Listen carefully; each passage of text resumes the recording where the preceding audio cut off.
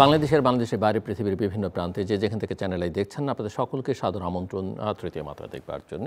সাম্প্রতিক নানা বিষয় নিয়ে আলোচনার জন্য আমার সঙ্গে স্টুডিওতে রয়েছেন আমার বায়ে বসা আছেন বাংলাদেশ সুপ্রিম কোর্টের প্রাক্তন রেজিস্ট্রার সাবেক জেলা জজ এবং কলামিস্ট ইকতেদার আহমেদ, এবং আমার ডানে রয়েছেন আরেকজন কলামিস্ট এবং কথক সাবেক সংসদ সদস্য মোহাম্মদ গোলাম আল্লাহ রনি। স্বাগত আপনাদের দুজনকে তৃতীয় মাত্রায়। মিস্টার ইকতেদার আহমেদ, একটু সাম্প্রতিককালে একটা অনেকগুলো অস্থিরতার ইস্যু যা আমরা দেখছি, তার মধ্যে এরকম একটা খবরও বেরিয়ে গেছিল যে চিফ অ্যাডভাইজার হয়তো পদত্যাগ করতে পারেন। এই ধরনের পরিস্থিতি যদিও তার উপদেষ্টা পরিষদের বিবৃতি দিয়ে পরে জানানো হয়েছে যে সেরকম কিছু হচ্ছে না। অ্যাডভাইজার ওয়াহিদুদ্দিন মাহমুদ বলেছেন তারা থাকছেন, চিফ অ্যাডভাইজার থাকছেন, এবং তারা বলেছেন যে পরিস্থিতিকে তাদের কাজ করার পরিস্থিতিকে অসম্ভব করে তুললে তারা গোটা জাতিকে সেটা অবহিত করবেন। কিন্তু এরকম কোনো সংকট তৈরি হলে কী ধরনের সাংবিধানিক সংকট তৈরি হতে পারে বলে এবং তার সমাধানই বা কী হতে পারে বলে আপনার কাছে মনে হয়? না, সাংবিধানিক সংকটের তো কোনো সুযোগ নেই। আপনার যে অন্তর্বর্তী সরকার, যেটা অন্তর্বর্তী সরকারের তো এর আগেও বাংলাদেশে অন্তর্বর্তী সরকার এসেছিল, তো অন্তর্বর্তী সরকারের তো একটা নির্দিষ্ট দায়িত্ব থাকে এবং প্রধান দায়িত্বই হলো স্বল্পতম সময়ের মধ্যে একটা নির্বাচনের ব্যবস্থা করা। তারপরে ধরেন যদি সংস্কার অর্থাৎ নির্বাচন সংশ্লিষ্ট যদি কোনো সংস্কার থাকে তাহলে সেই সংস্কার তারা করবে, আর আইনশৃঙ্খলা পরিস্থিতি ঠিক রাখবে। এই তো হচ্ছিল তত্ত্বাবধায়ক সরকারের। না, কিন্তু যদি চিফ অ্যাডভাইজার পদত্যাগ করে বসতেন তাহলে কি ধরনের পরিস্থিতি হতো বা কি তার সমাধানই বা কি হতে পারে সেটা আপনার? চিফ অ্যাডভাইজারের গ্রহণযোগ্যতা পিপলের কাছে যতটুকু, বাট ওনার যে অ্যাডভাইজারি কাউন্সিল বা অ্যাডভাইজারি পরিষদ যেটা আছে তাদের কিন্তু গ্রহণযোগ্যতা ওইভাবে কিন্তু নাই। চিফ অ্যাডভাইজারের বলতে পারেন যে চিফ অ্যাডভাইজার মানে acceptable to the people, still acceptable to the people, তার অ্যাকসেপ্টেবিলিটি আছে। কিন্তু ওনার যে এই উপদেষ্টা পরিষদের অনেকেরই কিন্তু মানে গ্রহণযোগ্যতা নিয়ে প্রশ্ন দেখা দিয়েছে, এবং উনি যে সম্প্রতি বিভিন্ন রাজনৈতিক দলের সাথে আলাপ আলোচনা করেছেন সেখানে কিন্তু বিভিন্ন রাজনৈতিক দলের পক্ষ থেকেও মানে বিচ্ছিন্নভাবে কেউ দুইজন কেউ তিনজন এই ধরনের উপদেষ্টার পদত্যাগ দাবি করেছেন। সো আপনি মনে করছেন কোনো সাংবিধানিক সংকটের আশঙ্কা নেই যদি কোনো কারণে উনি পদত্যাগ করে ফেলেন? না, উনি পদত্যাগ করার মতো পরিস্থিতি তো হয়নি। যদি পরিবেশ, কিন্তু এই আলোচনার তো এসছে এবং উনি বলেছেনও, সেরকম একটা ধারণা দেওয়া হয়েছিল যে তিনি পদত্যাগ করতে পারেন। না, করতে পারেন এটা বলা হয়েছিল, কিন্তু মানে পদত্যাগ করতে গেলে মানে যে ধরনের পরিস্থিতির উদ্ভব হওয়া প্রয়োজন আমি মনে করি না যে ওই ধরনের পরিস্থিতির সৃষ্টি হয়েছে বা উদ্ভব হয়েছে। যদি উদ্ভব হয় তখন হয়তো উনি পদত্যাগের চিন্তা করতে পারেন। মানে বর্তমানে যে পরিস্থিতি বা যে পরিস্থিতির উত্তরণ হয়ে গিয়েছে, তো সামনে আমার মনে হয় না যে এই ধরনের পরিস্থিতির আবার মানে অবকাশ ঘটবে এবং ওনার পদত্যাগের প্রশ্ন আসবে। তো ওনার উচিত হবে, এবং ওনার যে উপদেষ্টা পরিষদ আছে তাদেরও উচিত হবে যে একদম মানে যে সংস্কার প্রয়োজন বা যে সংস্কার না করলেই নয়, এই ধরনের সংস্কার করে ন্যূনতম সংস্কার করে দ্রুত একটা নির্বাচন দিয়ে তারপরে যে জনপ্রতিনিধিদের কাছে ক্ষমতা হস্তান্তর করে দেওয়া। মিস্টার গোলাম আল্লাহ রনি, আপনি সাম্প্রতিক যে অস্থির সময়টা গেল এবং এর মধ্যে অনেকগুলো প্রধান উপদেষ্টার পদত্যাগের গুঞ্জন, সেনাবাহিনীর সঙ্গে সরকারের দূরত্ব, বিএনপি জামাত এনসিপির মধ্যে মতবিরোধ, ওদিকে নানা রকমের হুমকি, উপদেষ্টাদের অব্যাহতি দেওয়ার পাল্টাপাল্টি দাবি, এবং একই সঙ্গে আমরা দেখছি নগর ভবন প্রায় অবরুদ্ধ, সচিবালয়ে কাজ হচ্ছে না, এনবিআর কলাপস করে যাচ্ছে, শেয়ার মার্কেটের পরিস্থিতি ভালো নয়, নানা মহল থেকে নানা জায়গা থেকে নানা রকমের দাওয়াতে একটা চরম অনিশ্চয়তা তৈরি হচ্ছে নানা ক্ষেত্রে। সো আপনি পুরো পরিস্থিতি কীভাবে দেখছেন? আমার কাছে আসলে পুরো পরিস্থিতিটি নিয়ন্ত্রণহীন মনে হচ্ছে, যে কোনো একটা বিষয় কারো নিয়ন্ত্রণে রয়েছে বা কোনো একটি কমান্ড কারো কথা মতো চলছে, এটা আমার কাছে ব্যক্তিগতভাবে মনে হচ্ছে না। 2 নম্বর হলো যে পুরো জাতি, আমাদের সবাই মিলে আমরা এরকম একটা এরকম একটা মুসিবতের মধ্যে আমরা পড়ে গেছি যে সহসা একেবারে আলাদিনের চেরাগ দিয়ে আমাদেরকে কেউ উদ্ধার করবেন এরকম কোনো পরিবেশ পরিস্থিতি বর্তমান প্রেক্ষাপটে মনে হচ্ছে না।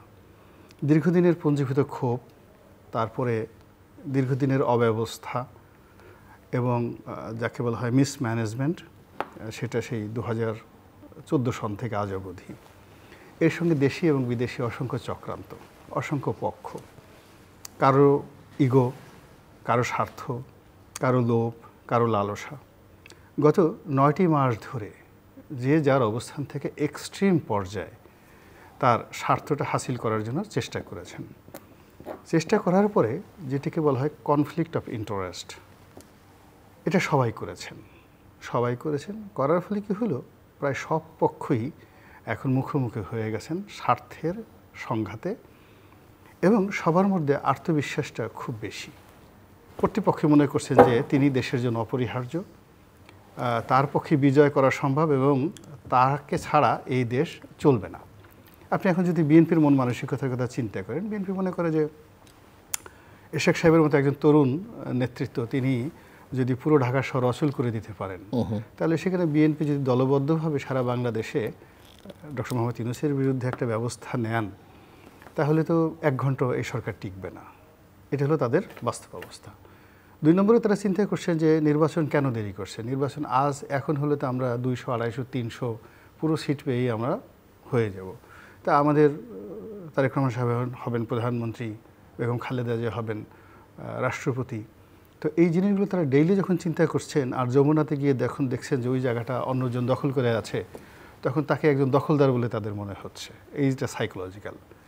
ডক্টর মোহাম্মদ ইউনূস মনে মনে চিন্তা করছেন যে একই ধরনের একটা আজব অবস্থায় পড়লাম, যেখানে আমাকে দেখলে হোয়াইট হাউস কেঁপে যায়, আমাকে দেখলে জাতিসংঘের মহাসচিব বসা থেকে দাঁড়িয়ে যায়, আমাকে দেখলে পাখিরা গান গায়, আমাকে দেখলে নদী এবং সমুদ্র উত্তাল ঢেউ হয়ে যায়, আমাকে দেখলে হুজুরদের ওয়াজের সুর এসে যায়। বিভিন্ন জন আমাকে দেখে, কত মানুষ আমাকে স্বপ্ন দেখে। আমি এখন মানুষের স্বপ্নবিলাসী হয়ে গেছি। আর এই কয়েকজন রাজনীতিবিদ, এরা এসে আমাকে এই সামনে অভিনয় করে, ভালো ভালো কথা বলে, আর পিছনে গিয়ে আমাকে সব উল্টাপাল্টা কথাবার্তা বলে। এই কী অবস্থার মধ্যে পড়লাম। তারপর তার আশেপাশে যে সমস্ত লোকজন আছে, তারা সবাই হয়তো তাকে বুঝায় যে স্যার, আপনি হলেন গিয়ে এ যুগের অবতার, আমাদের মধ্যমণি, বাঙালি জাতির 1000 বছরের স্বপ্নের ধারক বাহক। এই বর্তমান সময়টা, এই যুগটাকে আগামীতে লেখা হবে ইউনূস যুগ, দ্য এরা অফ মিস্টার ইউনূস। এবং আপনাকে আল্লাহ রাব্বুল আলামিন পাঠিয়েছেন বাংলাদেশে একটা নতুন ইতিহাস তৈরি করার জন্য, নতুন বিপ্লব।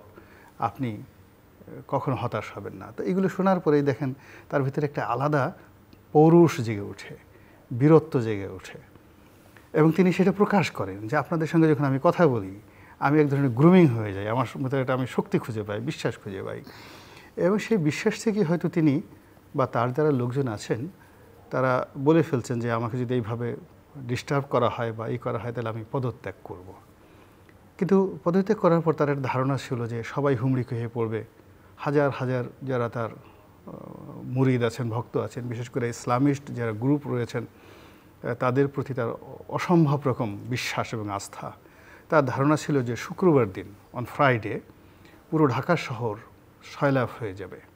নারায়ে তাকবীর, আল্লাহু আকবার, ইনকিলাব জিন্দাবাদ, 1000 বছরের শ্রেষ্ঠ বাঙালি ডক্টর মোহাম্মদ ইউনূস জিন্দাবাদ, এই ধ্বনিতে প্রকম্পিত হয়ে যাবে শুক্রবার দিন। কিন্তু অবাক করা ঘটনা যে এটা কিছুই ঘটল না। শুধুমাত্র মামুনুল হক সাহেব অল্প কয়েকজন লোক নিয়ে বায়তুল মুকাররমের উত্তর গেটে দাঁড়িয়ে তিনি কিছু বক্তব্য দিলেন, এই পর্যন্তই। কোনো জুমার নামাজের মসজিদে খুতবা হলো না, কোনো হুজুর হুঙ্কার ছাড়লেন না, কোনো কিছুই হলো না। বেচারা আসলে খুব মুসিবতের মধ্যে পড়ে গেলেন। মুসিবতের মধ্যে পড়ে গিয়ে এখন তিনি একেবারে তার দলের মধ্যে সবচেয়ে যে বয়স্ক যে মানুষটি, উনি খুব ভদ্রলোক মানুষ, আমাদের প্রফেসর ওয়াহিদুদ্দিন মাহমুদ সাহেব, তার বোধহয় শিক্ষক হতে পারে নাকি। তো এখন তিনি এই মনের দুঃখ, তার যে মনের দুঃখ, তিনি প্রথমে যেটি নাহিদ সাহেবকে বললেন, ওটা তো তার নাতির বয়সী। তো নাহিদ সাহেবকে বললেন, নাহিদ সাহেবকে দিয়ে তিনি তীর ছুঁড়ে দিলেন, বান মেরে দিলেন যে যা, উড়ে যা, যাও পাখি উড়ে যাও, বলো তারে, হ্যাঁ সে যেন ভুলে না মরে, জনগণ নেমে আসুক। কিন্তু জনগণ যখন নামলো না, তখন তিনি করলেন কি, তার পর্যায়ের লোক যে তারকে বুঝতে পারে, তার ফিজিক্যাল অবস্থা বুঝতে পারে, মেন্টাল অবস্থা বুঝতে পারে। এখন ইউনূস সাহেবের 86 বা 87 বছর বয়স, আমার তো 49-60 বছর, মানে 59-60 বছর, আমি ওনার সমস্যা বুঝতে পারবো না। ওনার বয়সে একটা লোক বুঝতে পারবে তার মনের কষ্টটা কী, তার বেদনাটা কী। তো এই জন্য উনি ওনার যে বক্তব্য সেটা বোঝানোর জন্য উনি প্রফেসর ওয়াহিদুদ্দিন মাহমুদ সাহেবকে বেছে নিলেন এবং তার কাছে বললেন যে আমি পদত্যাগ করব না। আর উনি এসে সবার জাতির কাছে বললেন না, সে পদত্যাগ করার সিদ্ধান্ত সে নেয়নি, সে আমাদের সঙ্গেই থাকবে। এখন আমার বক্তব্যটা হলো যে এই কাজটি উনি কেন করতে গেলেন, এটা তো তার দরকার ছিল না। মূলত তার পদত্যাগ এখন পর্যন্ত কেউ চায়নি। আমাদের দেশে মানে নর্মালি রাজনীতিবিদ বা যারা ওই ধরনের পদ পদবিতে থাকে সবার হলো মানে রাজপথে স্লোগান হয় এক দফা এক দাবি, অমুক তুই কবে যাবি, তুই তুকারি করে বলে। তো ওনাকে তো এখনও পর্যন্ত তুই তুকারি করে কেউ বলেনি। তারপরে শেষে অমুকের অমুকই জুতা মারো তালে তালে। রাজনীতিবিদরা এটা শুনতে অভ্যস্ত। অমুকের চামড়া তুলে নেব আমরা, অমুকের চামড়া অমুক দিয়ে কামড়া।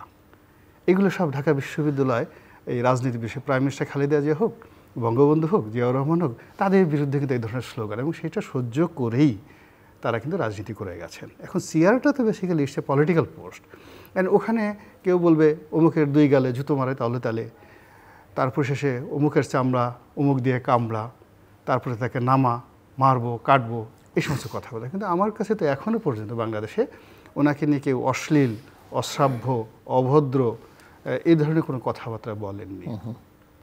তো না বলার পরে তার হঠাৎ করে এই অভিমানটা আসলো কেন, তিনি চলে যাবেন, অভিমানটা আসলো কেন? তো ইসে আমার কাছে মনে হচ্ছে যে তার একটা সাইকোলজিক্যাল একটা দুর্বলতা, যে কোনো কারণে একটা দুর্বলতা।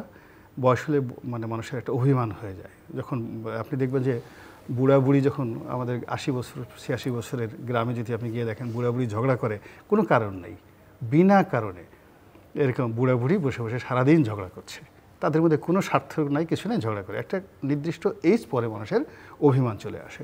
তো ওনার সেই ধরনের কোনো অভিমান এলো কি না বা এলো কি না, এটা ওনার যারা কাছের লোক সেটা বুঝতে পারবে, কেন কোনো এরকম একটা ঘোষণা দেওয়ার মতো কোনো ঘটনা ঘটেনি।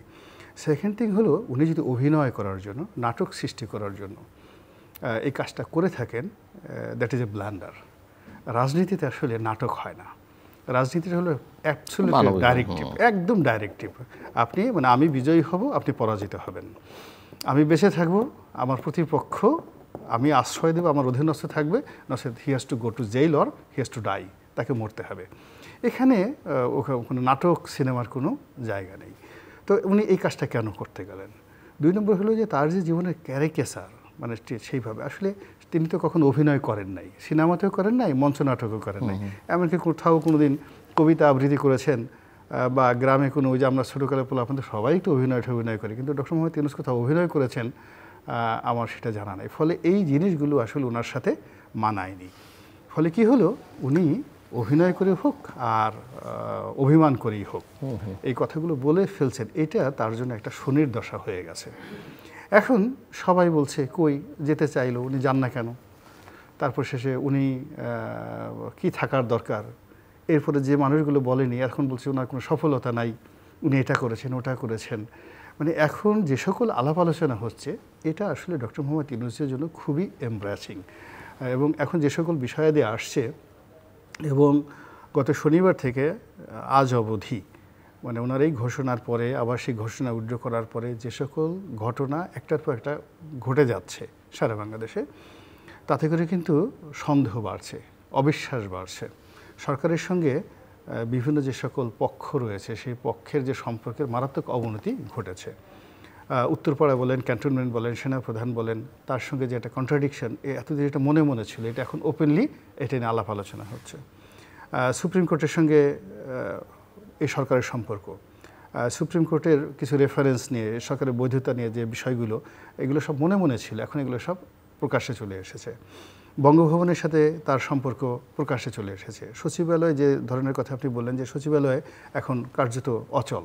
এনবিআর আপনার যদি জুন মাসে আমাদের দিতে হয়, যাকে বলা হয় বাজেট দিতে হয়, তাহলে সেখানে এই যে গত কয়েকদিনে যে আপনার রেভিনিউ কালেকশন, এমনি এই বছর অ্যাটলিস্ট 25 to 30% বিগত বছরের চেয়ে কম হয়েছে। আর এই কদিনের যদি আরও 20 থেকে 30 হাজার কোটি টাকা কম আসে, আর ইতিমধ্যে 15,000 কোটি টাকা কিন্তু এই এক সপ্তাহের মধ্যে শেয়ার মার্কেট থেকে বের হয়ে গেছে। তো এখন সব মিলিয়ে যদি এই 2 মাসের মধ্যে 1 লক্ষ কোটি টাকা ডেপ্রিসিয়েট হয় ন্যাশনাল বাজেটে বিগত মানে চলমান অর্থ বছরে, এটা উনি সামাল দিতে পারবেন না। তো উনি একজন অর্থনীতিবিদ এর মধ্যে এই যে 9 মাস যাবত হয়েছে, একটা টাকা ফরেন ইনভেস্টমেন্ট আসেনি, ডাইরেক্ট ইনভেস্টমেন্ট আসেনি। তো এই সব মিলিয়ে এই সমস্যাগুলো উনি কেন এই অভিনয়টা করতে গেলেন, এই জিনিসগুলো কেন করতে গেলেন? আগে তো ওনার বোঝা উচিত ছিল যে আমি একটা লাভ দেবো, আমি একটা কথা বলবো, তো আমার সাথে জনগণের রাস্তায় নেমে আসবে। এই বিষয়গুলো এই বয়সে তো আসলে তাকে কেউ শেখাতে পারবে না যদি তিনি নিজে না শেখেন। আসছি আমি এবার আপনার কাছে। মিস্টার ইকতেদার আহমেদ, আপনি শুনছিলেন এবং আমি আপনার কাছে আমার প্রশ্ন যে এই 9 মাসে আমরা বা এই 9 মাসে যদি আমরা একটা শব্দকে বেছে নিতে বলি সবচেয়ে বেশি উচ্চারিত হচ্ছে কোনটা? সেটা নিঃসন্দেহে সংস্কার, রিফর্ম। তো এই রিফর্মের জার্নিটা আসলে 9 মাসে আপনি কি দেখলেন? না, এখন ধরেন যে উনি রিফর্মসের ব্যাপারে যে প্রথমে তো 6টা কমিশন করলো, পরে দেখা গেল যে না আরও কিছু কমিশন করেছে। এখন যে এই যেই কমিশনগুলো করেছে তারপরে হচ্ছিল আবার ওটা হয়েছিল একটা হচ্ছিল কনসেনসাস কমিশন করেছে, ন্যাশনাল কনসেনসাস কমিশন। তারপরে বিভিন্ন রাজনৈতিক দলের সাথে উনি মত বিনিময় করেছেন এই রিফর্মসের প্রপোজাল দিয়ে, এবং বিভিন্ন রাজনৈতিক দল থেকেও রিফর্মসের ব্যাপারে উনি মতামত নিয়েছেন আর কি। তা আসলে তো যে মানে ওনারা ধরেন সম্পূর্ণ সংবিধান সংশোধন চাচ্ছেন বা নতুন সংবিধান চাচ্ছেন। নতুন সংবিধান তো এটা তো ধরেন ইন্টারিম গভর্নমেন্টের কাজ না।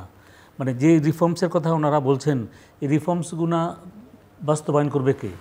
মানে আগামীতে যে নির্বাচন হবে, নির্বাচন পরবর্তী যারা নির্বাচনে বিজয়ী হবে তারাই তো এই রিফর্মসগুলো বাস্তবায়ন করবে।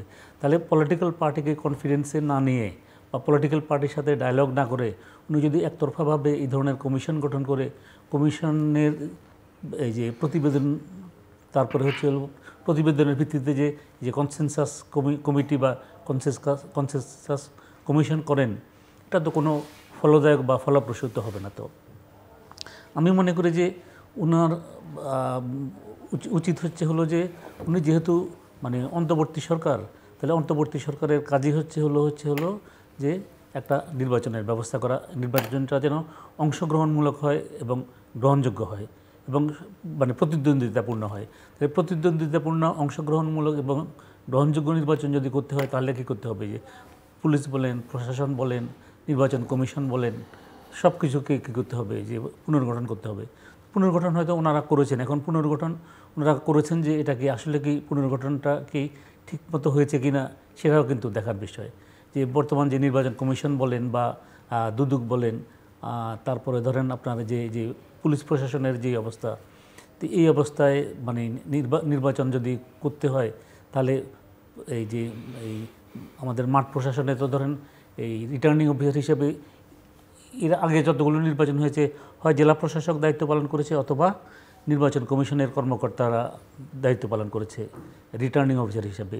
যে এটা এই জাতীয় নির্বাচনের ক্ষেত্রে বলেন বা উপনির্বাচনের ক্ষেত্রেও বলেন অথবা সিটি কর্পোরেশন নির্বাচনের ক্ষেত্রেও আমরা দেখেছি যে জেলা প্রশাসক অথবা এই নির্বাচন কমিশনের যে জেলা নির্বাচন অফিসার অথবা বিভাগীয় নির্বাচন অফিসার পদমর্যাদার লোক।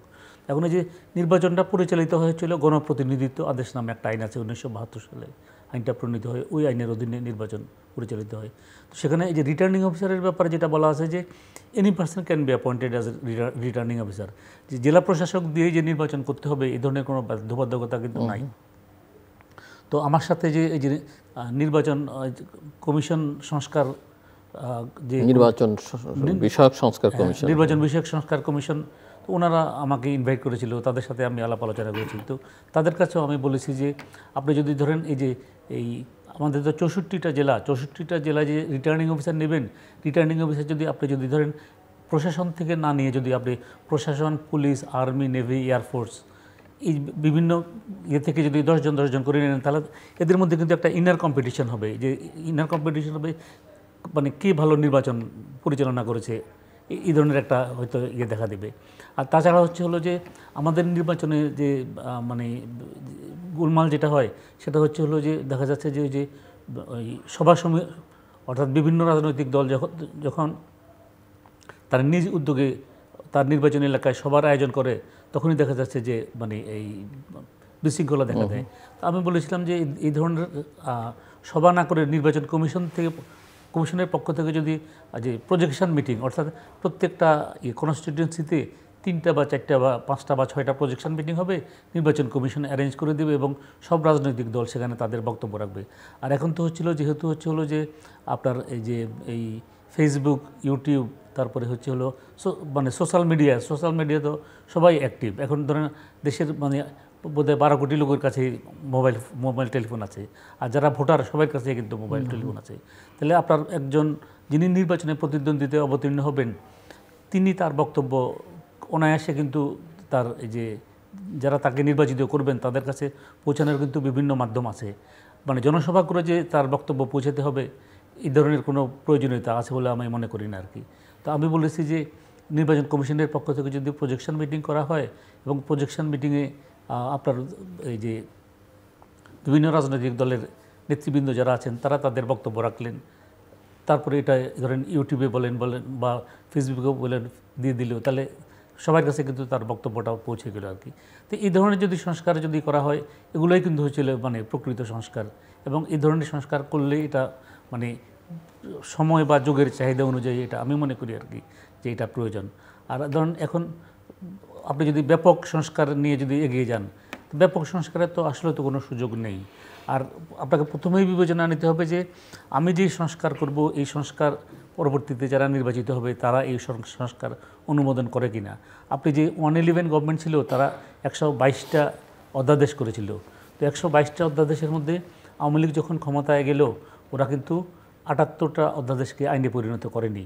তাহলে ধরেন এটা তো পণ্ড বা বৃদ্ধাশ্রম, যে এই যে 78টা অর্ডিন্যান্সকে যে তারা যে আইনে পরিণত করলো না, তাহলে 78টা এই অর্ডিন্যান্স করতে তো মানে সময়ক্ষেপণও হয়েছে, যেমন অর্থব্যয়ও হয়েছে।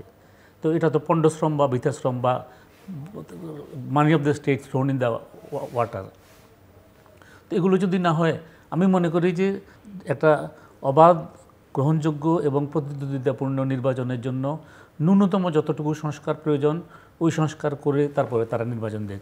আর আমাদের যদি আপনি ধরেন এই যে সংবিধান বা নির্বাচনী আইন যদি পর্যালোচনা করেন, সংবিধান বা নির্বাচনী আইনে নির্বাচন কমিশনকে যে ক্ষমতা দেওয়া হয়েছে এটা অবাধ, সুষ্ঠু এবং গ্রহণযোগ্য নির্বাচন করার জন্য যথেষ্ট। তাহলে নির্বাচন কমিশন পারে না কেন? নির্বাচন কমিশন পারে। আমরা দেখেছি যে যখন অন্তর্বর্তী সরকারের অধীনে অথবা তত্ত্বাবধায়ক সরকারের অধীনে নির্বাচন কমিশন কিন্তু সঠিকভাবেই তাদের দায়িত্ব পালন করেছে। এখন নির্বাচন কমিশন যদি কেউ সাবঅর্ডিনেট হিসেবে যদি কাজ করে, নির্বাচন কমিশন যদি কেউ আজ্ঞাবহ হিসেবে যদি কাজ করে, তাহলে তো নির্বাচন কমিশনের পক্ষে সুষ্ঠু নির্বাচন করা সম্ভব না। তাহলে আপনাকে নির্বাচন কমিশন যখন আপনি অ্যাপয়েন্টমেন্ট করবেন, তাহলে আপনাকে ওই ধরনের ব্যক্তি সমন্বয়ে নির্বাচন কমিশন করতে হবে যারা হচ্ছে হলো যে মেরুদণ্ড সম্পন্ন ব্যক্তি এবং যারা হচ্ছে হলো কথা এবং কাজে যাদের হচ্ছে এক থাকবে। এবং এই যে আমাদের সংবিধান এবং নির্বাচনী আইনে তাদের যতটুকু ক্ষমতা দেওয়া হয়েছে, এই ক্ষমতা যদি তারা যথাযথভাবে বা সুষ্ঠুভাবে যদি প্রয়োগ করতে পারে, তাহলে আপনি যে কোনো ব্যক্তিকেই আপনি প্রধান নির্বাচন কমিশনার বা নির্বাচন কমিশনার নিয়োগ করেন না কেন, তাদের পক্ষে কিন্তু সুষ্ঠু এবং গ্রহণযোগ্য নির্বাচন করা সম্ভব। আর এর পাশাপাশি হচ্ছে হলো যে প্রশাসন বলেন, পুলিশ বলেন, সেনাবাহিনী বলেন, তারপরে ধরেন আনসার বলেন, এদের ধরুন তো ব্যাপক অংশগ্রহণ প্রয়োজন, এদেরও সহযোগিতার প্রয়োজন রয়েছে আর কি। বেশাকুল আমল রানী, জাস্ট আমরা আপনি বিএনপি প্রফেসর মোহাম্মদ ইউনূস প্রসঙ্গে বলছিলেন, আরও শক্তিশালী বা আলোচিত দুই প্লেয়ার আছে, সেটা বলাই ভালো। এনসিপি এবং জামাত, তাদের ভূমিকায় কি দেখেন আপনি? মানে তারা কি চাইছে বলে মনে হচ্ছে? জামাত ঐতিহাসিকভাবে যে কাজটা করে সেটা হলো সে প্রথম থেকে, সে ব্রিটিশ আমল থেকে তারা সবসময় যারা ক্ষমতায় থাকে তাদের সঙ্গে কমপ্লাই করার চেষ্টা করে। এবং এটা তাদের যে রাজনৈতিক অভিলাষ এবং তাদের যে রাজনীতির যে শুরুটা, সেটা হলো প্রয়োজনের জন্য, রাষ্ট্র পরিচালনার জন্য যোগ্য ম্যান পাওয়ার তৈরি করবে। এটাই ছিল মাওলানা আবুল আলা মওদুদির মূল মটো এবং থিম, যে জামাত এরকম একটা আদর্শ, একটা ট্রেনিং সেন্টার যেখান থেকে যোগ্য সৎ লোক নেতৃত্ব তৈরি হবে যারা কিনা দেশ পরিচালনায় কার্যকর ভূমিকা রাখবে এবং তারা প্রয়োজনে কংগ্রেসে ঢুকে যাবে, মুসলিম লীগে ঢুকে যাবে, যে কোনো দলে ঢুকে যাবে। এই যে থিম, সেখান থেকে গোলাম আজম সাহেব যখন বাংলাদেশে তার যে রাজনীতিটা শুরু করলেন যে রাষ্ট্র ক্ষমতায় আসতে হবে, এটা মূল স্পিরিট থেকে, মাওলানা আবুল আলা মওদুদের সাহেবের যে মূল স্পিরিট বা জামাতের মূল স্পিরিট থেকে এটা আলাদা একটা যাকে বলে থিওলজি নিয়ে তারা এগোতে থাকে।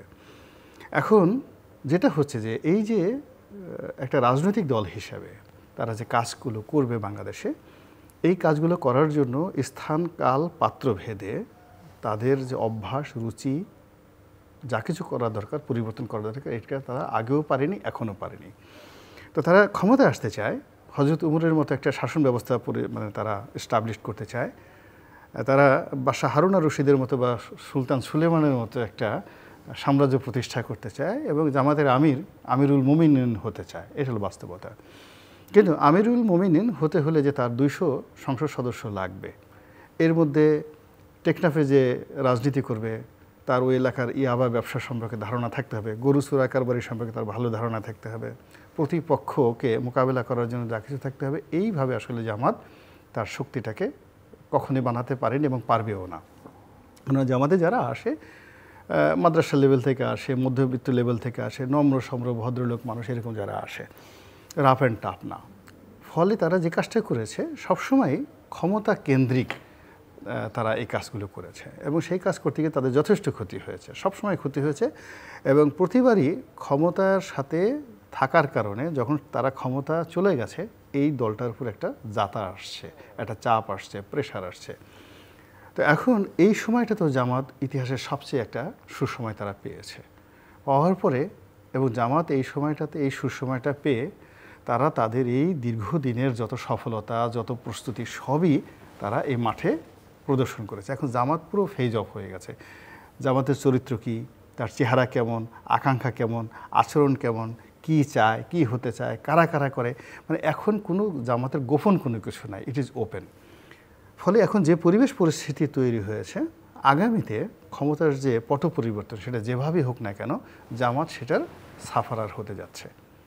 সাফারার হতে যাওয়ার কারণে কি হচ্ছে, তারা এই জিনিসটা বুঝতে পেরেছে, ইতিমধ্যে বুঝতে পেরেছে। এখন দেখবেন তারা খুব ফ্ল্যাকচুয়েট করছে, এরশাদ সাহেবের চাইতেও তারা খুব ফ্ল্যাকচুয়েট করছে। সকালে তারা ইনু সাহেবের সঙ্গে কমপ্লাই করছে, বিকেলবেলা এনসিপির সাথে করছে, আবার তারেক রহমান সাহেবের সাথে যোগাযোগ করার জন্য তারা লন্ডনে বৈঠক করার চেষ্টা করছে, বেগম জিয়ার সাথে সম্পর্ক স্থাপন করার চেষ্টা করছে এবং প্রায় সব ক্ষেত্রে তারা কিন্তু এই গত 1 মাসে ব্যর্থ হয়েছে। এইগুলো জামাতের অবস্থা। এনসিপির ব্যাপার হলো যে এনসিপি তো আমাদের সন্তানদের একটা সংগঠন, একেবারে তরুণ। আমাদের প্রচলিত রাজনীতির সম্পর্কে তাদের তারুণ্য ছাড়া আর স্বপ্ন ছাড়া আমি তাদের মধ্যে কিছু দেখি না। তাদের টোটালটাই হলো একটা ইলিউশন, কল্পনা। এবং তারা যাদেরকে মানে আইডিওলজি হিসাবে ব্যবহার করে বা যারা তাদেরকে মুরব্বী হিসাবে বিভিন্ন বুদ্ধি এবং পরামর্শ দেয়, এরা বেশিরভাগই আমাদের এই সমাজের চিহ্নিত লোক। আমরা তাদের অনেককে চিনি। তারা এই সমাজে বেশিরভাগ লোক ভালো মানুষ হিসেবে পরিচিত না। তাদের অনেক ব্যর্থতা আছে ব্যক্তিগত জীবনে। আমার একটা ব্যাপারটা হলো যে একটা লোক রীতিমতো দাঁত মাজে না, ধরেন কথার কথা, দাঁত মাজে না, তার দাঁত পড়ে গেছে। এখন যে লোক তার নিজের দাঁত ঠিক রাখতে পারে না, সে যদি আপনাকে এসে পরামর্শ দেয় যে তুমি সুন্দরভাবে একটা সুস্বাস্থ্য রক্ষা করো, আমার তো মেজাজ ঠিক থাকবে না। একটা লোক দেখা গেল যে তার জীবনে সে একদম পারিবারিক জীবন নেই, সংসার নেই, ছেলে মেয়ে নেই, ছেলে মেয়ে হয়নি, অমানুষ হয়েছে। এখন সে পুরো একটা জাতি গঠনের জন্য পুরো জাতিকে একটা কথাবার্তা বলছে। ইট ইজ ভেরি ইম্প্র্যাকটিক্যাল, এটার কোনো বাস্তবতা নাই। এখন এই যে ছেলেরা আসছে তারা একটা বিজয়ী তারুণ্য, সেই তারুণ্যের সঙ্গে তাদের স্বপ্ন আছে, তাদের গায়ের শক্তি আছে এবং প্রচণ্ড রকম একটা গতি আছে। এই 3টা জিনিস তাদের আছে। কিন্তু এর সঙ্গে দক্ষতা, অভিজ্ঞতা এবং রিসোর্স, অর্থ, এই 3টা সংযোগ যদি না ঘটে কখনো এই ধরনের তারুণ্যের যে আন্দোলন বা বিজয় কখনো হয় না। ফলে কি হলো, তারা তাদের যতটুকু করার সেটা তারা করেছে আপ টু সেপ্টেম্বর অক্টোবর পর্যন্ত। তারা সেপ্টেম্বর অক্টোবর পর্যন্ত বাংলাদেশে স্বপ্নের পুরুষ ছিল, আমরা সবাই তাদেরকে মেনে নিয়েছি। কিন্তু তাদের ওই যে চেঞ্জ যেটা তাকে অর্থ সাপ্লাই দেবে, এই অর্থ সাপ্লাই করার ক্ষেত্রে কোনো, যেমন টাটা বিড়ালার মতো কোনো লোক প্রকাশ্যে বলেনি যে ঠিক আছে আমি কংগ্রেসকে সহযোগিতা করছি বা আমি এনসিপিকে সহযোগিতা করব, আমি এদের ফান্ডে 1000 কোটি টাকা দিলাম, এরকম কেউ আসেনি। যে টাকা তাদেরকে আসছে বা যে আসছে সেটা নিয়ে প্রচুর সন্দেহ সৃষ্টি হয়েছে, আলোচনার সৃষ্টি হয়েছে, যা কিনা তাদের ক্যারেক্টার অ্যাসাসিনেশন ঘটিয়েছে।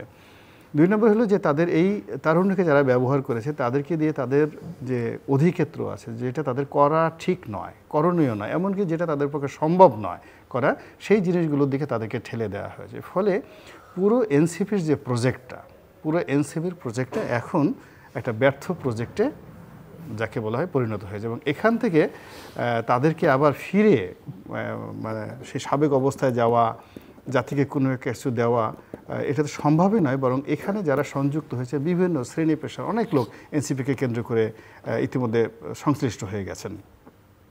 অনেক বয়স্ক লোক আসছেন, অনেক সামরিক কর্মকর্তা আসছেন, বেসামরিক কর্মকর্তা আসছেন, পিছন দিকে তাদের সঙ্গে সহানুভূতি জানিয়েছেন, অনেকে জয়েন করেছেন, অনেকে কিছু আর্থিক সহযোগিতা করেছেন। এখন এদের যে অবস্থা এটা দেখে এখন ওই সমস্ত লোকজন এমন বিপদে পড়েছে যে তারা সেখান থেকে চলে যাওয়ার জন্য চেষ্টা করছেন।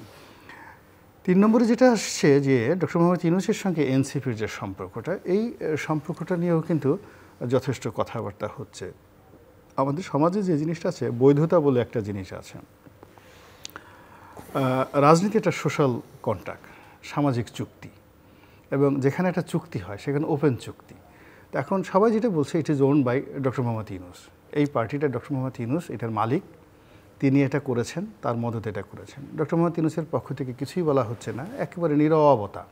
কিন্তু তিনি বা তার যারা আপনজন কাছাকাছি লোক তারা এমন একটা ভাবসাব দেখাচ্ছেন যে সারা দুনিয়া একদিকে, এনসিপি একদিকে। এমনকি গুরুত্ব প্রদানের ক্ষেত্রে, সম্মান প্রদর্শনের ক্ষেত্রে, প্রেফারেন্স দেওয়ার ক্ষেত্রে এনসিপি এবং তাদের যারা নেতৃবৃন্দ তারা ডক্টর মোহাম্মদ ইউনূস এবং তার সরকারি অফিস সমূহে যে সকল প্রোটোকল পাচ্ছে সেটা বিএনপির যারা লোকজন আছে তারাও সেই জিনিসগুলো পাচ্ছেন না। এইগুলো নিয়ে সমাজে ডক্টর মোহাম্মদ ইউনূস এবং এনসিপি তাদেরকে নিয়ে খুবই নেতিবাচক আলাপ আলোচনা হচ্ছে।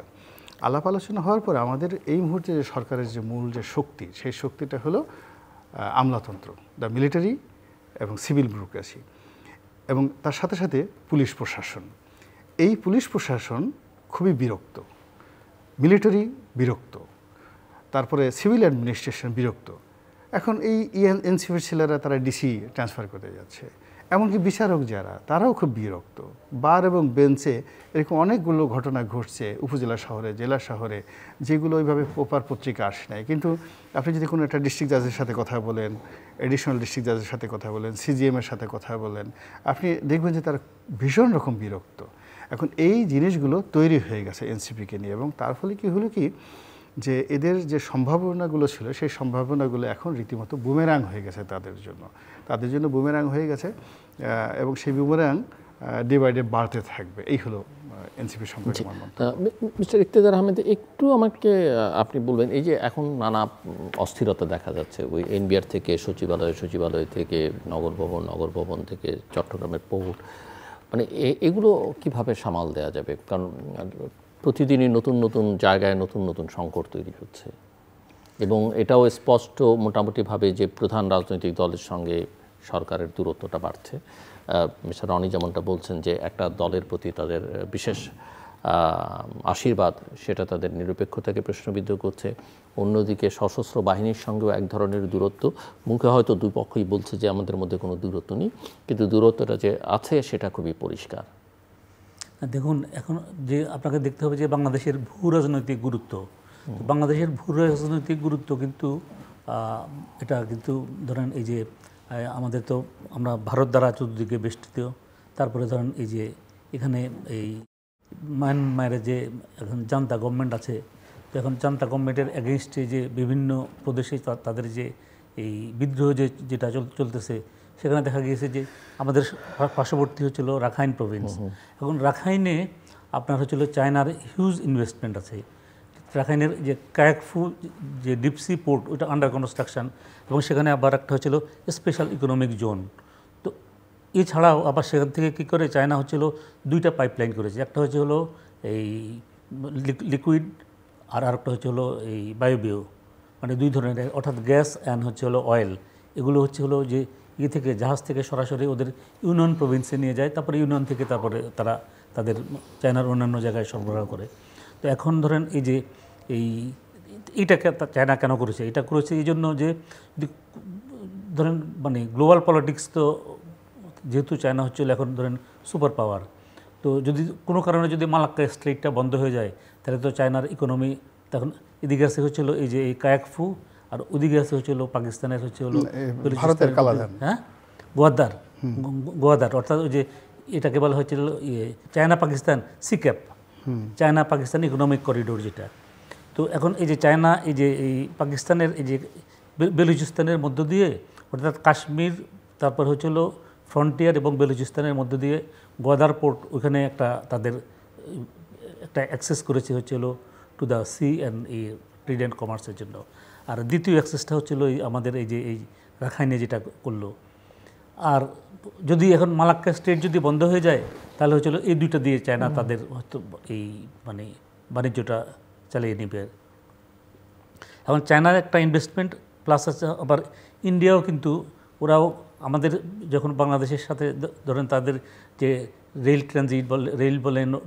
ট্রানজিট, তারপরে ওয়াটার ট্রানজিট, তারপরে হলো এই যে এই রোড ট্রানজিট, এগুলো থাকা সত্ত্বেও কিন্তু ওরা কিন্তু ওদের কালাদানের মাধ্যমে ওরা একটা করেছে যে ওই যে মিজোরামের রাজধানী যে আইজল পর্যন্ত একটা মানে কালাদান পোর্ট, তারপর হলো কালাদান সিত্ত পোর্ট, সিত্ত হচ্ছিল এই রাখাইনের রাজধানী, সিত্ত পোর্ট থেকে ওরা এই যে কালাদান প্রজেক্টটা দিয়ে, এটাও $1 বিলিয়ন প্রজেক্ট, ওরা আইজল পর্যন্ত একটা হাইওয়ে নিয়ে যাওয়ার মানে কাজ ধরেছে।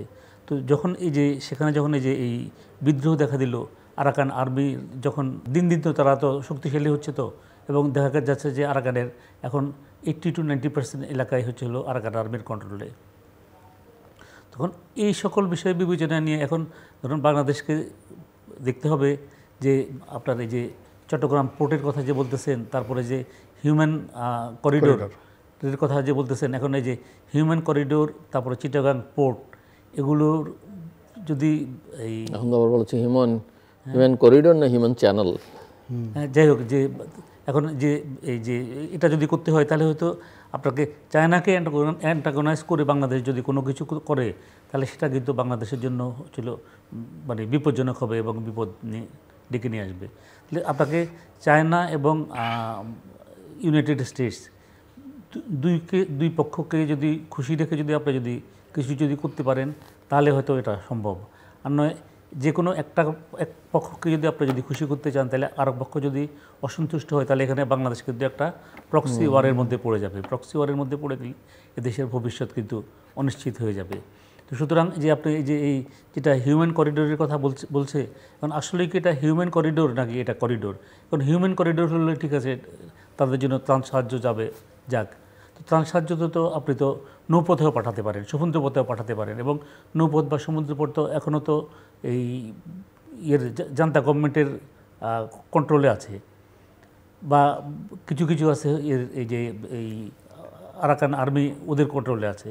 তো যদি নৌপথে বা সমুদ্র পথে যদি পাঠাতে পারেন, বা থাইল্যান্ড দিয়েও পাঠানো যায়, তো খালি যে বাংলাদেশ যে মানে যদি বাংলাদেশ দিয়ে যে পাঠাতে হবে তেমন তো না। আর বাংলাদেশ দিয়ে যদি ধরেন আপনি যদি এই যে হিউম্যান করিডোরের নামে যদি আপনি যদি ধরেন করিডোর সৃষ্টি করে যদি আপনি যদি ধরেন তাদেরকে অস্ত্র সরবরাহ করেন, তাহলে এরা তো মানে অস্ত্র পেয়ে তো শক্তিশালী হয়ে যাবে, এবং দেখা যাবে যে ওদের যে মায়ানমারের যে রুলিং গভর্নমেন্ট তাদের হয়তো পতন ঘটবে। এবং তাদের পতন ঘটলে তখন এই আরাকান আর্মির সাথে এটার এই যে আরাকানের যে এটা ওই যে এই কন্ট্রোলটা কী করবে? কারণ আরাকান আর্মির সাথে চায়নার সম্পর্ক কী, আরাকান আর্মির সাথে আবার যুক্তরাষ্ট্রের বা এই যে এই ইউরোপীয় ইউনিয়ন এদের সম্পর্ক কী?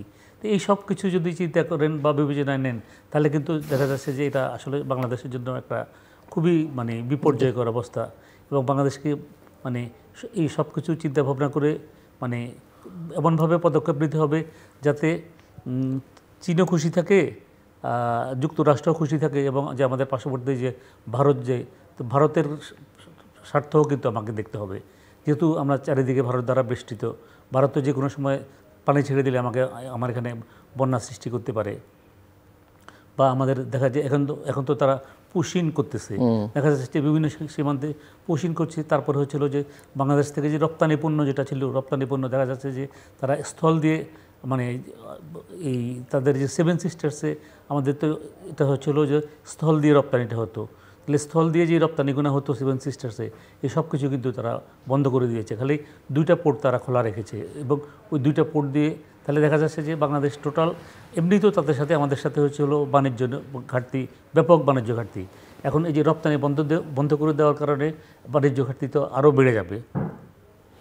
তো ওই সব কিছু বিবেচনা নিয়ে আমাকে মানে বাংলাদেশকে মানে খুবই মানে বুদ্ধিমত্তার পরিচয় দিতে হবে, এবং খুবই ক্যালকুলেটিভলি আগাতে হবে, যাতে হলো যে মানে কোনো পক্ষে মানে বাংলাদেশে যেন যে কোনো একটি একক পক্ষের পক্ষভুক্ত হয়ে মানে কাজ করছে এটা যেন মানে প্রমাণিত না হয়। মিস্টার রনি, আপনি কি ভিজুয়ালাইজ করতে পারেন সামনের দিনগুলো, যে ডিসেম্বরে নির্বাচন হবে কি না, না জুনে হবে, না এরা দীর্ঘদিন কন্টিনিউ করবে, না এই সরকার ডিসেম্বরের মধ্যেই আরেকটা পরিবর্তন দেখতে পাবো আমরা? প্রথমত এখন যে সময়টা যাচ্ছে খুব দুর্বিষহর সময়, দুঃসহর সময়, এভাবে আসলে চলতে পারে না। প্রথমত আপনাকে বুঝতে হবে যে আপনি ধরেন এই যে এখন কুরবানির ঈদ যাচ্ছে, তো এই কুরবানির ঈদকে কেন্দ্র করে বাংলাদেশের অ্যাটলিস্ট 1 কোটি পরিবারের যারা কিনবে, যারা বিক্রি করবে, সেখানে রীতিমতো হাহাকার বিরাজ করছে। আপনি গিয়ে দেখেন গরুর হাটগুলোতে একটা গরু বিক্রি হচ্ছে না। গত বছর যে গরুটার দাম ছিল 1.5 লক্ষ টাকা, 2 লক্ষ টাকা, এই বছর 1 লক্ষ টাকাও সেই গরুগুলো বিক্রি হচ্ছে না। গরুর ব্যাপারীদের কান্না, খামারিদের কান্নায় পুরো অস্থির, এবং সবাই বলছে যে শেখ হাসিনা গেছে, সব টাকাগুলো নিয়ে গেছে। এখন মানুষের হাতে টাকা নিয়ে কিনতে পারছে না। একটা রাজনৈতিক সরকার বা চেয়ার, তাকে বুঝতে হবে যে এই জনগণের কান্নাটা কেন সেই জনগণ এই কান্নাকাটি করছে। অর্থাৎ এই যে এখানে যে 50 লাখ লোক মানে এই মুহূর্তে কান্নাকাটি করে, যে কান্নাটা যমুনাতে পৌঁছাচ্ছে না, দিস ইজ দ্য লো ফল। আপনি সচিবালয়ের যে ঘটনাগুলো ঘটছে, আগে তাদের সমস্যাটা বুঝতে হবে। এখন তাদের সমস্যাটা সমাধান করার জন্য যদি নাহিদ যায়, সার্জিস যায়, কিংবা আসিফ যায়, হবে না তো। এখানে তাদের সমস্যার সমাধান করার জন্য সিভিল সার্ভিসের ওই ধরনের লোক লাগবে, তারা এইভাবে এখানে প্রবলেম করছে। এনবিআরও ঠিক সেই অবস্থা। মূলত আইএমএফকে কমপ্লাই করার জন্য, আইএমএফের সাথে মানে একটা সম্পর্ক স্থাপকে তাদের লোন আনার জন্য তারা এই সময়টা, তারা ক্রিটিক্যাল মুভমেন্টে এনবিআরে এই কাজটা তারা করতে গেছে। তো এইভাবে তারা একটার পর এক যে সমস্যাগুলো তৈরি করে ফেলেছে, এই সমস্যাগুলো সমাধানের কোনো গাণিতিক সময় নেই। অলৌকিকভাবে যদি আকাশ থেকে বজ্রপাত হয়, অর্ধেক লোক মারা যায়, সামনে বন্যা আসতেছে, বন্যা হওয়ার পর পুরো দেশ ভেসে গিয়ে দেখা গেল 18 কোটি মানুষ সেই ম্যালথাসের সূত্র অনুযায়ী 9 কোটিতে পরিণত হয়ে যায়, এটা একটা ডিজাস্টার। এবং তখন দেখা যাচ্ছে যে ইয়ানফসি নিজের যান বাঁচান, ওই ইউনুস আছে না কি আছে, কেউ চিন্তা ভাবনা করবে না। কিন্তু নর্মাল ওয়েতে এই সরকারের এক একটা দিন যারা আছে তাদের জন্য খুবই অস্বস্তিকর এবং আমাদের জন্য অস্বস্তিকর। ফলে এখানে পরিবর্তনটা অসম্ভাব্য, মানে অসম্ভাবী, মানে পরিবর্তন হবেই। এই পরিবর্তনটা হবে। এখন এই পরিবর্তনটা যদি টুমরো হয়, তাহলে সকল পক্ষের জন্য ভালো। এবং আমি আরও একটা কথা বলে রাখি, আমি কিন্তু আপনার এখানে বলেছিলাম যে শেখ হাসিনার যাওয়া অনিবার্য, থেকে যাবে, কিন্তু শেখ হাসিনায় গেলে এখন যে অবস্থা আছে তার চেয়ে খারাপ অবস্থা হবে। 2014 সনে আমি আপনাকে এই অনুসারে বলেছি। আবার এখন আজকে বলে গেলাম যে ওনার যাওয়াটা অনিবার্য, ওনাকে যেতেই হবে। কিন্তু উনি যাওয়ার পরে এখন যে অবস্থা আছে তার চেয়ে খারাপ অবস্থা হবে, কিন্তু তারপরেও যেতে হবে। এর কারণ হলো যে এটাই নিয়তি এবং এটাই একটা সিস্টেমেটিক। তো সেই দিক থেকে যদি আপনি চিন্তা করেন, এখন যে উপসর্গগুলো তৈরি হয়েছে, যে বিপদগুলো তৈরি হয়েছে, যে বালাগুলো তৈরি হয়েছে, যে মুসিবতগুলো তৈরি হয়েছে, এবং এগুলো সমাধান করার জন্য যে হ্যান্ডসগুলো আছে, এবং যে বিভ্রান্তিগুলো ছড়িয়ে পড়েছে চারিদিকে, একে অপরকে তুচ্ছ-তাচ্ছিল্য করার বিষয়ে চলে আসে। এবং আপনি গিয়ে দেখবেন যে আমাদের সমাজে আমরা অনেককে ছোট করি, অনেকে কার্টুন আঁকি। আপনি কি কখনো দেখেছেন যে পুরো বডিটা রয়্যাল বেঙ্গল টাইগারের, কিন্তু মুখটা বানরের? কেউ আঁকেনি। কখনো প্রকৃতি কোনো বাঘকে বিড়াল বানায়নি। কিন্তু যখনই আপনি দেখবেন যে কোনো একটা বড় মানুষকে নিয়ে মানুষ ঠাট্টা করে, মস্কারা করে, হাসিটা করে, তার আর সেই মানে থাকে না। এখন এখানে উপদেষ্টা বলেন, প্রধান উপদেষ্টা বলেন, তারা রেসপেক্ট এবং সম্মানের যে জায়গাটা, সেই সম্মানের সেই জায়গাটা নাই। ফলে এখানে প্রথমত পরিবর্তনটা অনিবার্য, প্রেডিকশন। 2 নম্বরে যেটা আসছে, ডিসেম্বরে নির্বাচন বা জুনে নির্বাচন যদি হয়, না হওয়ার সম্ভাবনা ধরেন 100%। মানে কি ডিসেম্বরে না জুনেও?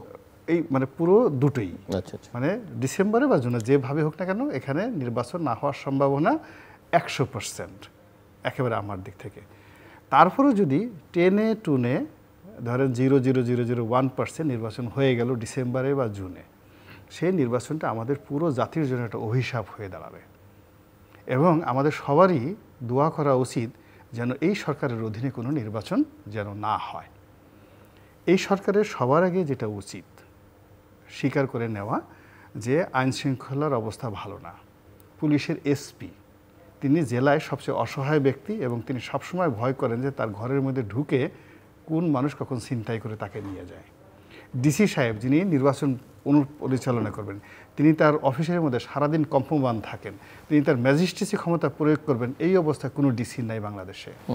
সচিবালয়ের সচিব থেকে শুরু করে প্রত্যেকটা লোক এরকম একটা আনরুলি অবস্থার মধ্যে পড়েছে।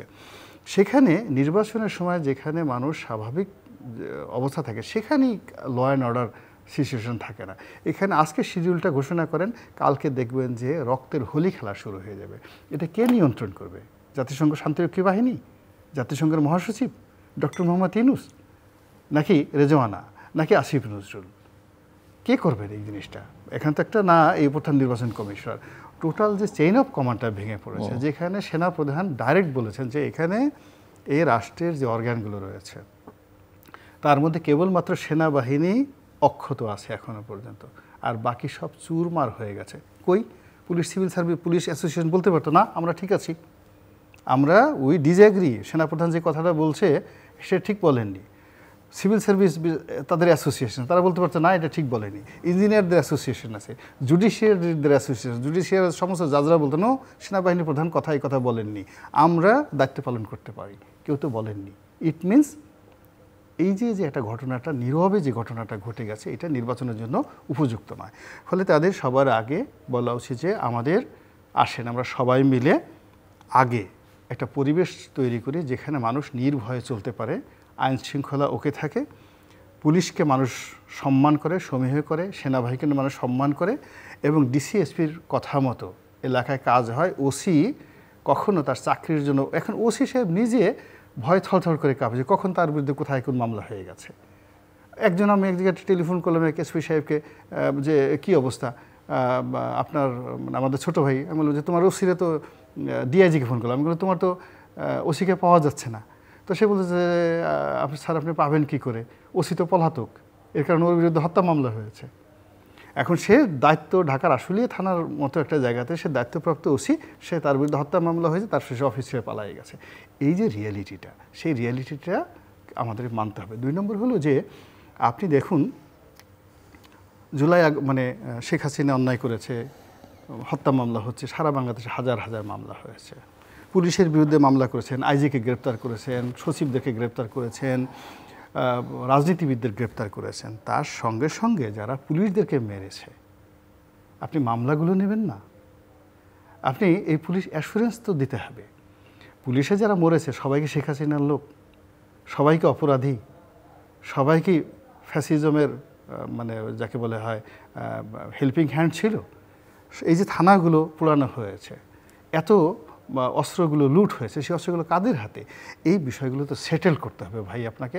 এই সেটেল করার পরে আপনি অজ্ঞাতনামা দিয়ে মামলা নেন, বিচার হোক, রেকর্ড থাকুক, রেকর্ড থাকার পর আপনি তৃতীয় পক্ষ দেন, চতুর্থ পক্ষ দেন, এমনকি বলেন যে ঠিক আছে আমরা এই মামলাগুলো এফবিআইকে দিয়ে তদন্ত করাবো, এই মামলাগুলো আমরা জাতিসংঘকে দিয়ে তদন্ত করাবো, আমরা ইন্ডিপেন্ডেন্ট যাকে বলা হয় এখানে ইন্সপেকশন গ্রুপ নিয়োগ করব এই তদন্ত করার জন্য। এটা রুলস আছে, ইন্টারন্যাশনালি রুলস আছে।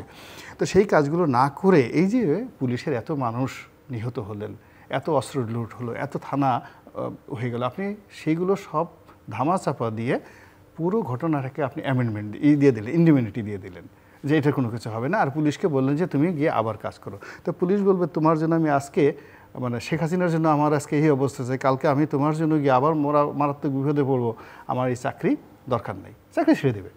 এবং যখন আপনি দেখবেন যে এই যে আইনশৃঙ্খলার আরও অবনতি হবে, অনেক পুলিশ দেখবেন যে অস্ত্র সমর্পণ করে তার ডিউটি বাদ দিয়ে এসে চাকরি ছেড়ে ঘরে এসে বসে থাকবে, চুপচাপ করে, দরকার নেই কাজকর্ম করার। তো সেখানে ইলেকশন কীভাবে হবে, হাউ? আর যদি সেখানে ইলেকশন হয় আপনার এখানে দেখবেন যে সবচেয়ে বেশি বিপদে পড়বে বিএনপি।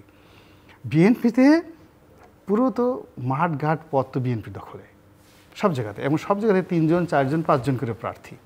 নমিনেশন দিল ধরেন মিস্টার এক্সকে, তো এক্সকে নমিনেশন দিল ABCD, তারা দাঁড়িয়ে আছে। ABCDর অত্যাচারের যন্ত্রণায় এই যে এক্স নমিনেশন পেয়েছে সে তো এলাকায় ঢুকতে পারবে না, প্রত্যেকটা এলাকায় 4-5টা ভাগ হয়ে যাবে, সবাই প্রার্থী হয়ে যাবে, যার যার এলাকায় ইউনিয়ন ভাগ করে নিয়ে যাবে, যার যেখানে আছে সে সেখানে সিল ঠিল পিটে কেটে কেটে তছনছ করে ছেড়ে দেবে।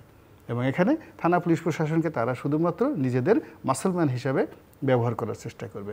That is the ending. তাতে কি হচ্ছে, বিএনপি অস্তিত্ব নিয়ে টানাটানি লেগে যাবে। এখন তো তোমার নাম গন্ধ আছে, ফলে হবে না। আর একটা নতুন দরকার, যখনই এরকম একটা পরিবেশ পরিস্থিতি কোথাও তৈরি হয়, অস্বস্তিকর হয়, তখন সেখানে আসলে বায়ু পরিবর্তন করতে হয়। এখানে আমাদের বায়ু পরিবর্তন, অস্বস্তিকর একটা পরিবেশ চলে আসছে। এই বায়ু পরিবর্তন করা দরকার, নতুন ম্যানেজমেন্ট দরকার, রিশাফেল দরকার, রিকনসিলিয়েশন দরকার, এবং এই যে রিকনসিলিয়েশনের সূত্র হিসেবে তাদের খোলামেলা বলতে হবে যে আমাদের এই ভুলগুলো হয়েছে, এদের কারণে ভুল হয়েছে। এবং ডক্টর মোহাম্মদ ইউনূস, আলী রিয়াজ সাহেব তারা যে কথাগুলো বলার চেষ্টা করছে যে আমরা জনগণকে জানাবো, তাদেরকে এখনই জানানো উচিত যে আমরা যে আইনশৃঙ্খলা রক্ষা করতে পারলাম না, ফেল করেছি, এই কারণে ফেল করেছি। আমাদের সচিবালয়ে আমাদের যে কোনো কথা শুনছে না, পুলিশে যে আমাদের কোনো কমান্ড ফলো করছে না, আইজি সাহেবের অফিসের সঙ্গে মেট্রোপলিটন পুলিশ কমিশনারের অফিসের যোগাযোগ আছে কিনা আমি জানি না, ঢাকা পুলিশের যে কটা ট্রাফিক বিভাগ আছে প্লাস যে কটা জোন আছে তার সঙ্গে মানে মেট্রোপলিটন পুলিশ কমিশনের যোগাযোগ আছে কিনা আমি জানি না, ডিআইজি অফিসগুলোর সাথে এসপি অফিসের যোগাযোগ আছে কিনা, কমান্ড ফলো হয় কিনা আমি জানি না।